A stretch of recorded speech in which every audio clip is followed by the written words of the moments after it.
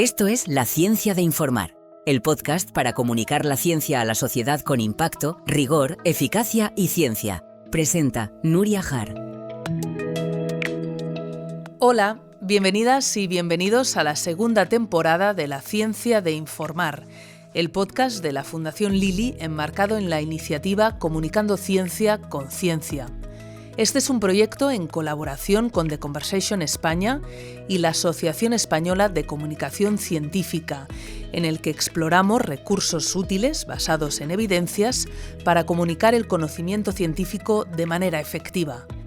En este capítulo hablamos de comunicar las ciencias sociales, es decir, el conocimiento interdisciplinar que nos ayuda a comprendernos como sociedad y transformar nuestro entorno desde la investigación. Las ciencias sociales, al igual que la biomedicina, la física o la biología, son fundamentales para comprender el mundo que nos rodea. Las ciencias sociales abarcan áreas tan diversas como la política, la economía, la antropología o la propia comunicación. Son disciplinas que nos ayudan a analizar y transformar la sociedad, pero que, sin embargo, a menudo su impacto queda eclipsado por la percepción que no son ciencias duras. Según la encuesta de percepción social de la ciencia de FECIT, solo el 1%, es decir, solo 1 de cada 100 encuestados, asocia de forma espontánea la ciencia con las ciencias sociales. Además, la forma en que los científicos sociales participan en los medios de comunicación también contribuye a esta imagen. A diferencia de los investigadores en ciencias biomédicas, por ejemplo, naturales o experimentales, muchas veces los científicos sociales son vistos más como opinadores que como protagonistas de sus propios descubrimientos. Ante este panorama, visibilizar la relevancia y el rigor de los métodos de los científicos sociales no es solo una oportunidad, sino una prioridad para que la sociedad entienda el valor y la contribución de estas disciplinas a los problemas sociales. Y en este proceso, la comunicación, otra de las disciplinas de las ciencias sociales, por cierto, es una herramienta imprescindible. En este episodio vamos a charlar con la científica social Elea Jiménez. Elea es científica titular del Consejo Superior de Investigaciones Científicas, del CSIC, e investigadora principal del proyecto Teresia, Terminología en Español e Inteligencia Artificial, además de consejera científica de la Fundación Lili. Elea, a través de su participación en la infografía El juego de comunicar las ciencias sociales, del libro Comunicando Ciencia con Ciencia, nos guiará por las reglas que nos permitirán comunicar el impacto de estas ciencias sociales de forma eficaz. Elea, empecemos por definir cuál es el tablero de juego de las ciencias sociales, en qué tipo de cuestiones dan respuesta y por qué estas investigaciones son tan importantes para la sociedad.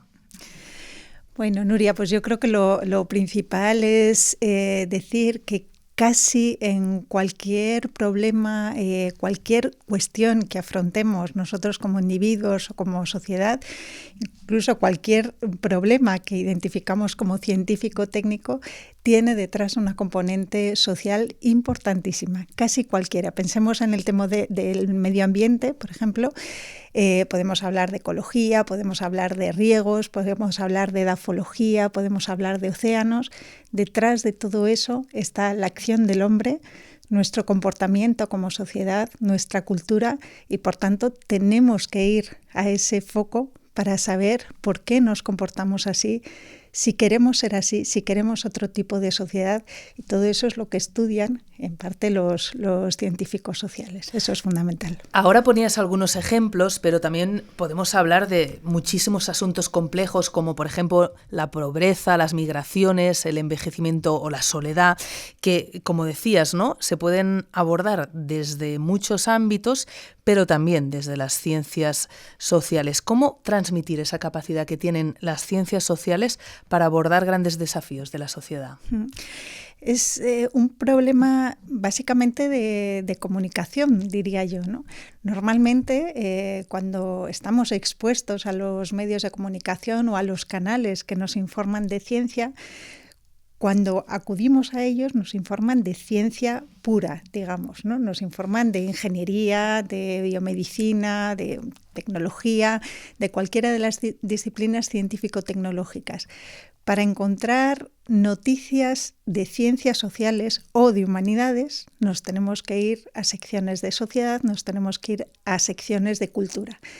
Y esto, de alguna manera, lo que hace es condicionar la percepción que socialmente tenemos de la ciencia. La ciencia es la biomedicina, la física, las matemáticas y la ingeniería, pero no es aquello que aparece en cultura y en sociedad. Por supuesto que si hay una noticia sobre un yacimiento arqueológico, pues ahí hay una materia para hablar de cultura que es importantísima, la tenemos que tratar ahí, ¿no? Pero también es muy importante que, desde mi punto de vista, y esto se ha tratado también en la literatura científica, es muy importante hacer ver que tras esa noticia cultural hay un trabajo científico, hay una metodología científica que se ha aplicado, hay un hallazgo, hay unos resultados contrastados, hay unas publicaciones científicas y eso es lo que le confieren el carácter académico a la noticia cultural. Esa asociación hay que hacerla y hay que enfatizarla, ¿no? Igual eso es lo relevante, ¿no? Ahora lo decías, la metodología, contar los métodos, ¿no? Muchas veces buscamos el titular, el descubrimiento, el hallazgo, pero también es importante igual explicar cómo se ha llegado hasta allí, ¿no? Efectivamente, Nuria, es crucial.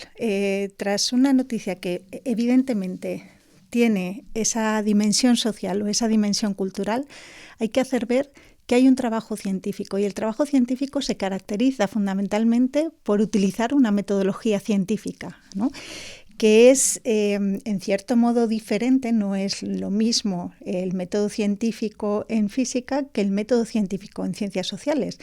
¿Por qué? Porque nosotros, investigadores sociales, somos, digamos, juez y parte de la investigación, aunque tomamos distancia del objeto de investigación, pero somos también sociedad y objeto de análisis. Entonces yo creo que no es bueno que en las noticias con esa trascendencia social o cultural nos desprendamos de la parte científica. Creo que es muy importante, y así hemos tratado de reflejarlo en este trabajo, explicitar la metodología de investigación social que estamos aplicando y de alguna manera crear así cultura científica. O sea, hacer ver a quien escucha, a quien lee, a quien recibe esa noticia científica, que detrás de una noticia social o cultural muchas veces hay investigación social y hay el mismo rigor científico que se puede dar en la física o en las matemáticas, ¿no?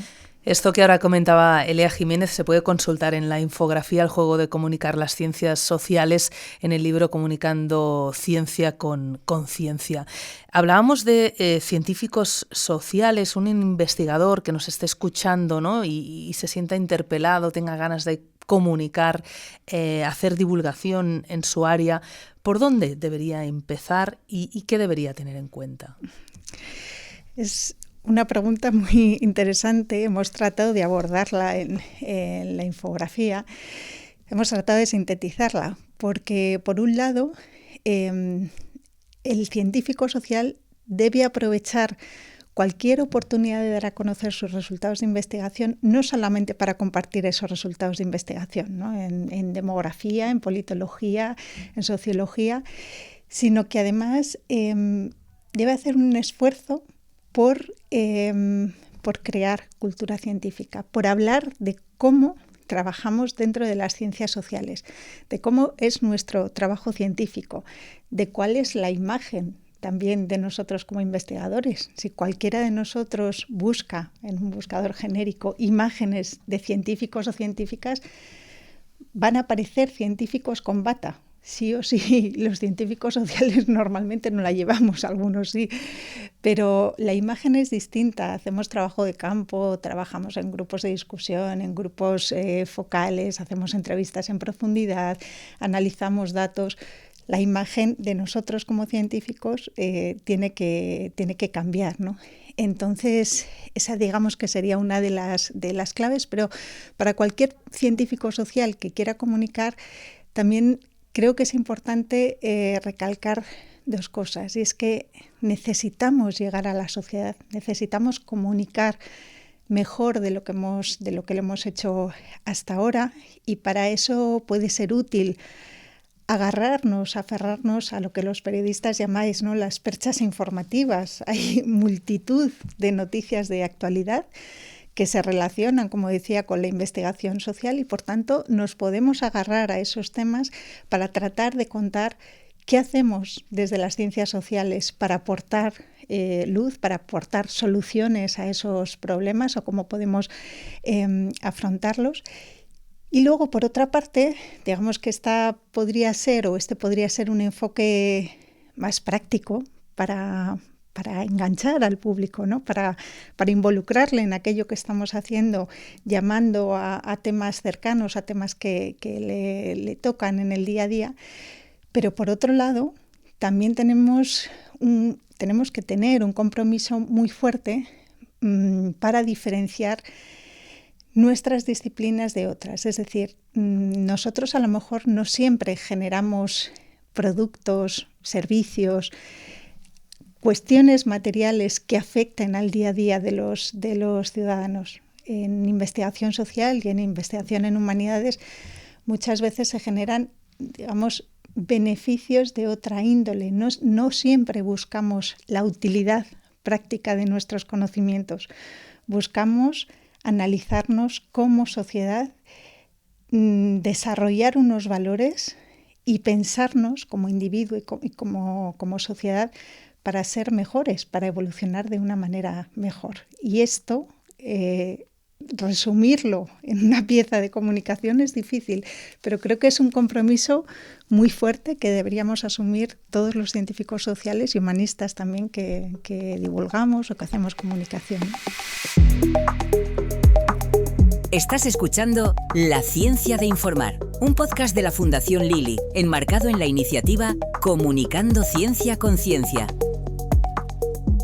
Ahora han salido muchos temas, ¿no? Pero, por ejemplo, en las perchas informativas que ahora comentabas, ¿no? Aprovechar esas excusas de actualidad para hablar de ciencias sociales. No sé si podemos pensar en algún ejemplo o cómo lo podríamos hacer o cómo el científico podría caer, ¿no?, en esas excusas para acercarse a divulgar o a intervenir en medios de comunicación. Bueno, yo creo que casi, como decía antes, ¿no?, casi cualquier tema es susceptible de identificar por ahí alguna rama de las ciencias sociales. He puesto antes el ejemplo del medio ambiente, pero otro muy importante sería el de la salud. Uh-huh. Casi todos nos interesamos por temas o noticias que tengan que ver con la salud, ¿no?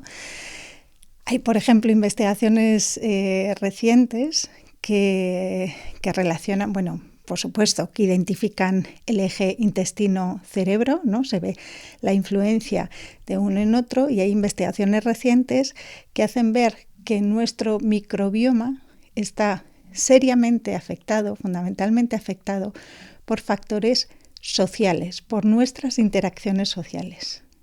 Imaginaos la relevancia que tiene eso, la manera en que nosotros nos relacionamos con nuestros amigos, nuestras parejas, nuestra familia, nuestros jefes, nuestros compañeros de trabajo, las tensiones que tenemos, las alegrías, los disgustos, etcétera. Todo eso afecta a nuestro interior y afecta a los neurotransmisores que están generando nuestro cerebro.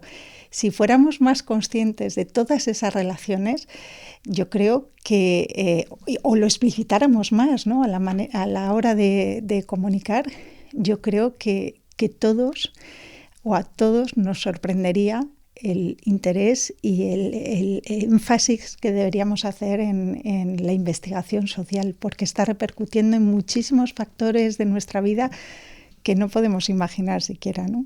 Los investigadores sociales, que lo comentabas antes, son científicos que no corresponden al estereotipo que tenemos en mente, ¿no?, de el señor o la señora con la bata blanca en el laboratorio con la pipeta. Estamos hablando de otra cosa.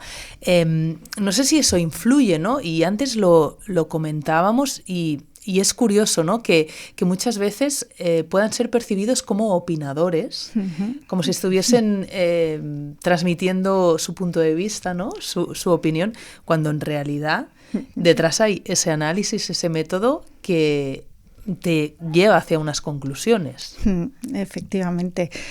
Hay dos ejemplos clarísimos, ¿no? Cuando hablamos, y se habla mucho en los medios de comunicación, sobre las encuestas, ¿no? Por ejemplo, las encuestas del CIS, o, por ejemplo, tras unas elecciones electorales, unas elecciones y se analizan los resultados electorales, pues ahí se mezclan comentarios por parte de mucha gente, muchos de ellos dedicados a la opinión, pero se mezclan también con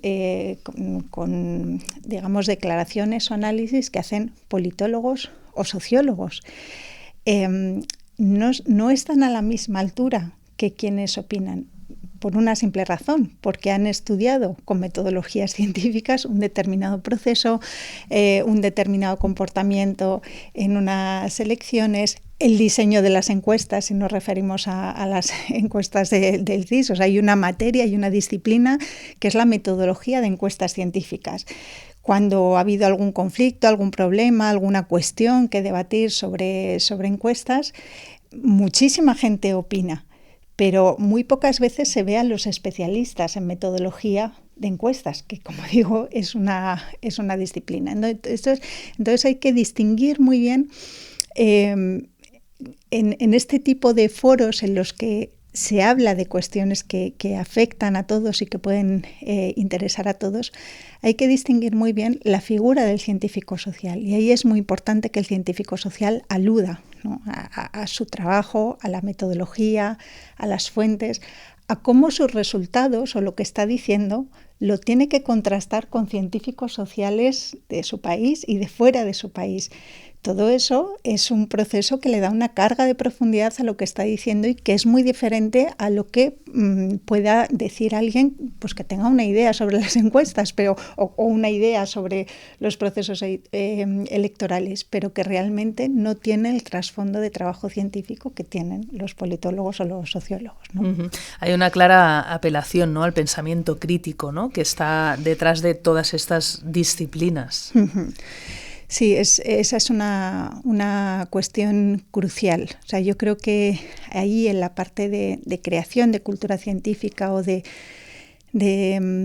pedagogía sobre lo que hace la ciencia social, es muy importante inculcar que la realidad es muy compleja en sí misma, que para abordarla y para solucionar los problemas que tenemos necesitamos de conocimiento de disciplinas científicas de muy distinto corte, y que solamente a través de mucha información sólida, muchos resultados sólidos procedentes de distintas disciplinas científicas y resultados, como digo, contrastados, es posible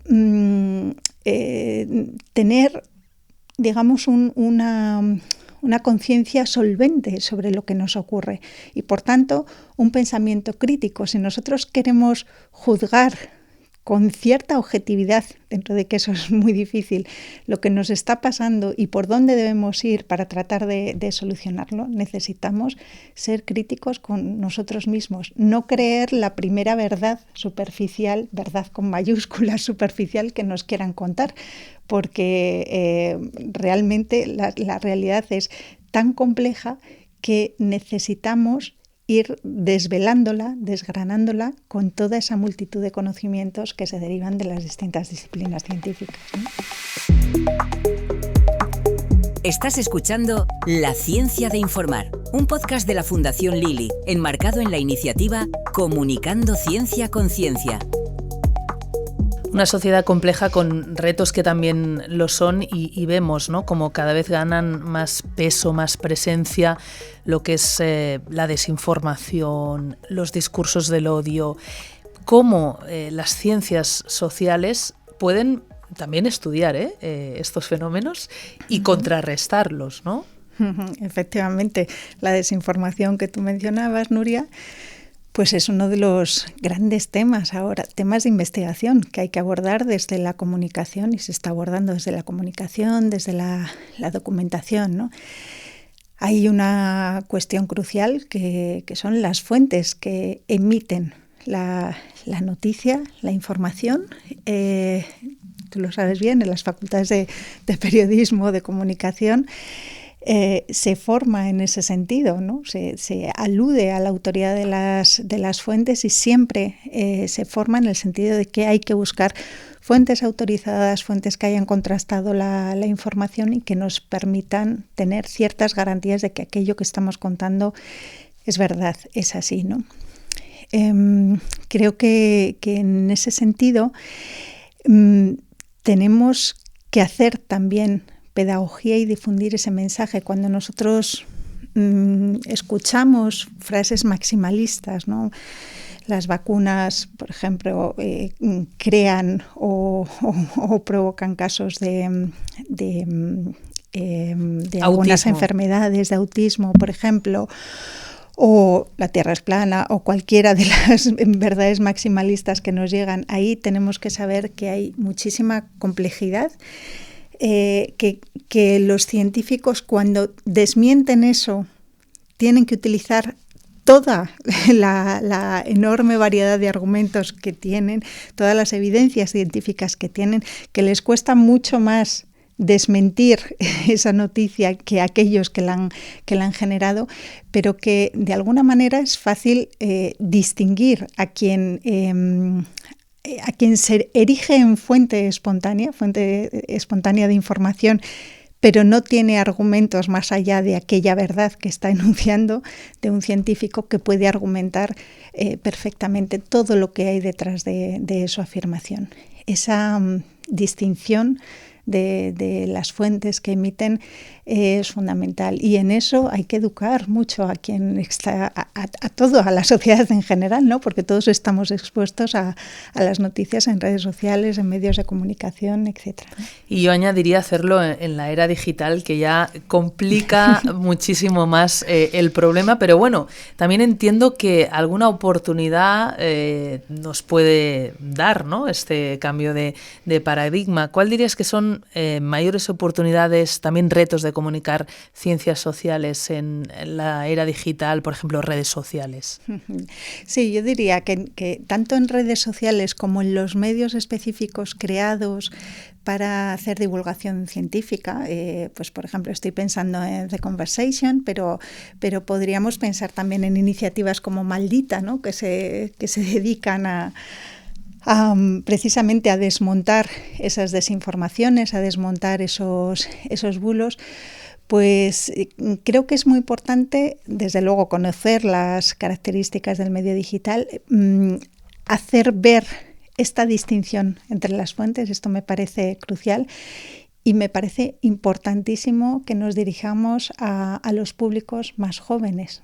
Muchas veces lo estamos viendo, ¿no? Los adolescentes que están formándose y creando su personalidad, creando su espíritu crítico sobre esto, están más expuestos que ninguno a este tipo de información, y ahí es donde es verdaderamente importante, y yo creo que en ese nivel educativo, en la ESO, en bachillerato, sería fundamental ayudar a pensar en la autoridad de los medios digitales. ¿Quién hay detrás de determinado tipo de publicación en una red social? ¿Quién está emitiendo ese mensaje? ¿Vale? Es viral, nos está llegando mucho, nos lo están contando de una manera muy atractiva, muy asertiva, muy divertida, pero ¿qué hay detrás de eso? Bueno, esa pregunta se la tenemos que trasladar especialmente a quien se está formando en estos momentos, ¿no? Yo diría a toda la sociedad en general, pero me parece que los adolescentes son un público en este momento al que tenemos que cuidar mucho. Pensamiento crítico que podría ser un poco la respuesta, no lo sé, de tu momento eureka, que ahora te preguntaremos, donde siempre a nuestros invitados de este podcast les preguntamos o les pedimos que compartan un momento o una idea clave que os permitió transformar un tema científico, que siempre son complejos, en un mensaje completamente distinto, en el sentido de claro, atractivo, comprensible para el gran público. ¿Qué nos dirías? Es un gran reto, Nuria, pero creo que lo tengo identificado, mi momento eureka, y tiene que ver precisamente con el el análisis de las investigaciones interdisciplinares donde hay una dimensión social clarísima. En este caso, pues ha sido un ejemplo que les puse a 100 alumnos de bachillerato, por tanto adolescentes de un instituto público aquí en Madrid, y yo les hablaba de neurotecnologías, de estos dispositivos que nos pueden captar señales cerebrales, y esas señales pueden ser analizadas por empresas y utilizadas, todavía no sabemos muy bien con qué fines en el futuro, ¿no?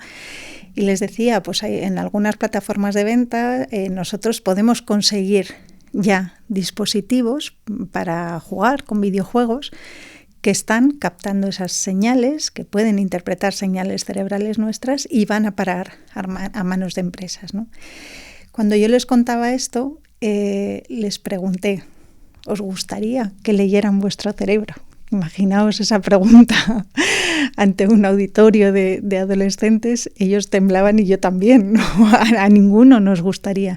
Y sabemos que la investigación en neurociencia y en este tipo de neurotecnologías es importantísima y puede ayudar a muchísima gente con muchas enfermedades, Alzheimer, pérdida del habla, etcétera, pero también tiene unos riesgos extraordinarios.